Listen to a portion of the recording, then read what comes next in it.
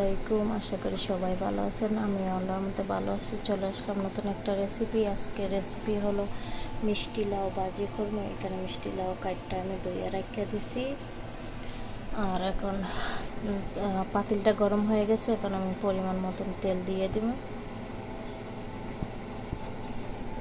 তেলটা গরম হয়ে আনক।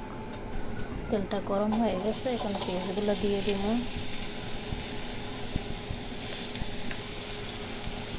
কয়েকটা কাঁচামরিচ দিয়ে দিলাম, 3-4টে।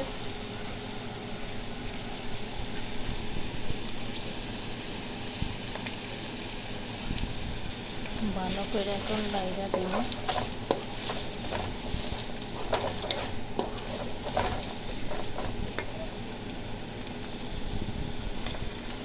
আর দিয়ে দিলাম 1 চামচ লবণ।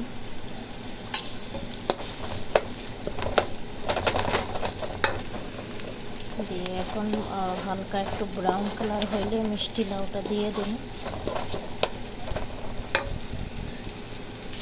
পেস্টটা হালকা ব্রাউন কালার হয়ে গেছে। আমি একটা তেজপাতা দিছি আর একটা দারচিনি দিয়ে দিছি। এখন লাউটা দিয়ে দিন।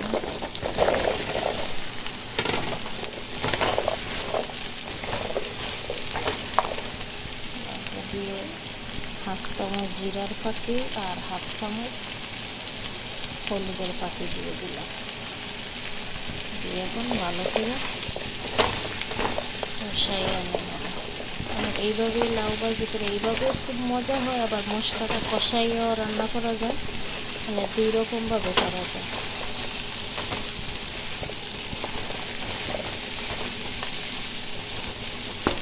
একটু ডাইটটা নিয়ে নেই এই দেখে।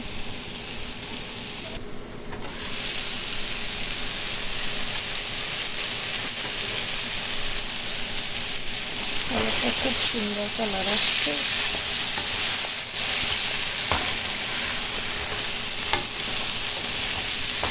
হাফ সিদ্ধ হয়ে গেছে, আর একটু সিদ্ধ হইলে তখন নামাই দেবো।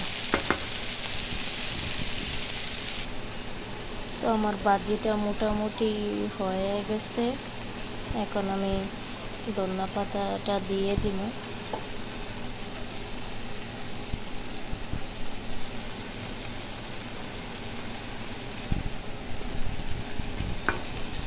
এটি খুব সুন্দর কালার আসছে। সো আপনারা সবাই বাসায় ট্রাই করে দেখবেন এরকম মিষ্টি লাউর ভাজি। তো সবাই ভালো থাকেন, সুস্থ থাকেন। আল্লাহ হাফিজ।